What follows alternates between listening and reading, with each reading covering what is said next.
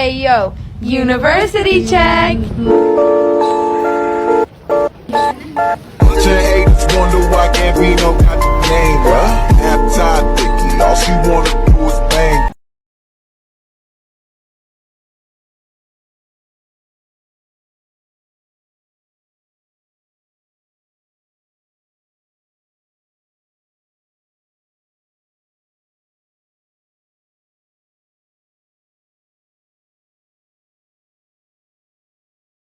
Bismillahirrahmanirrahim. Assalamualaikum warahmatullahi wabarakatuh.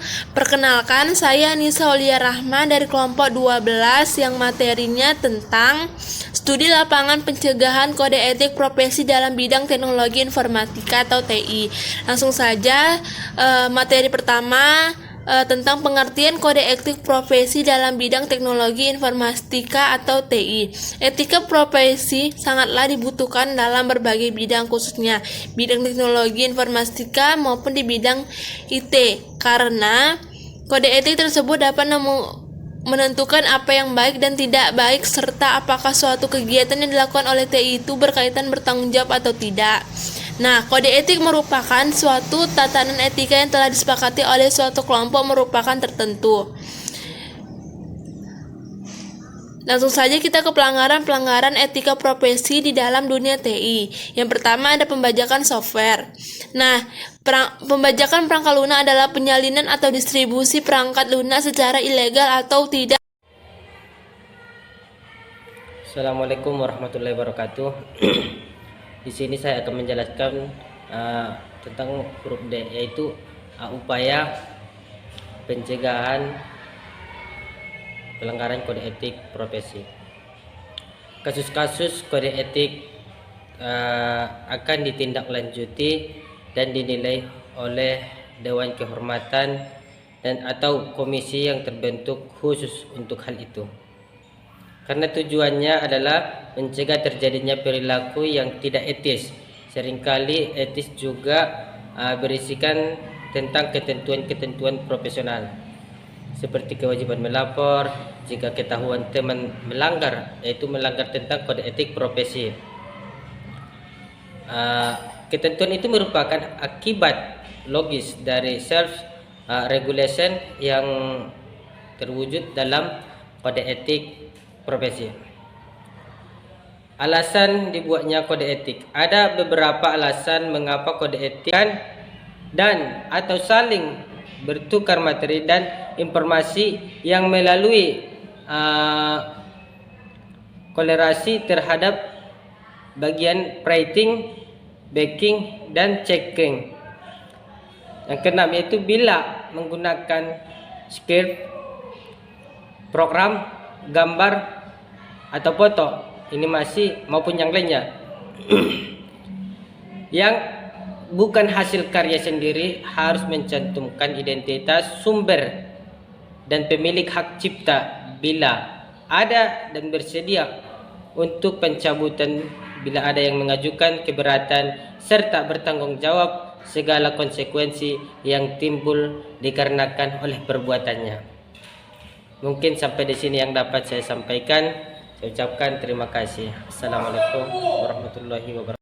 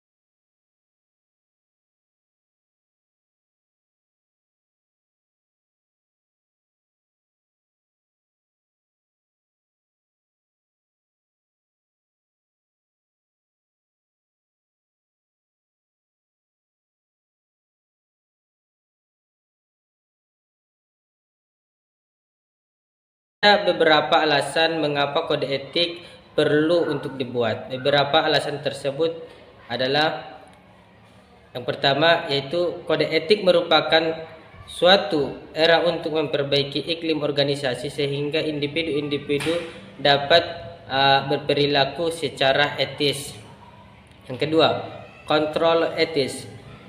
Ini diperlukan karena sistem legal dan pasar tidak cukup mampu mengarahkan perilaku organisasi untuk mempertimbangkan dampak moral dalam setiap keputusan bisnisnya. Dan yang ketiga, tentang perusahaan memerlukan kode etik untuk membentuk status bisnis sebagai sebuah profesi, di mana kode etik merupakan salah satu penandanya. Yang keempat, kode etik dapat juga dipandang sebagai upaya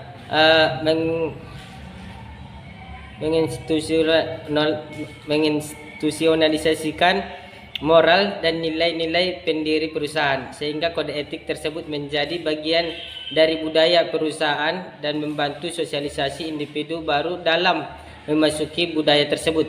Seperti kode etik itu berasal dari dirinya sendiri, demikian juga diharapkan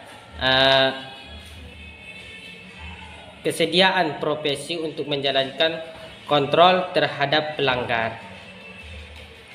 Sini saya akan menjelaskan tentang macam-macam upaya pencegahan pelanggaran kode etik profesi.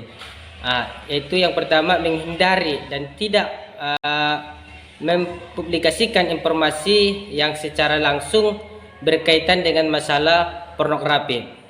Yang kedua, menghindari dan tidak mempublikasikan informasi yang memiliki tendensi menyinggung secara langsung dan negatif masalah SARA, termasuk di dalamnya usaha penghinaan, pelecehan hak atau perseorangan, kelompok atau lembaga institusi lainnya. Yang ketiga yaitu menghindari dan tidak mempublikasikan informasi yang berisi instruksi untuk melakukan perbuatan melawan hukum. Yang keempat, tidak menampilkan segala bentuk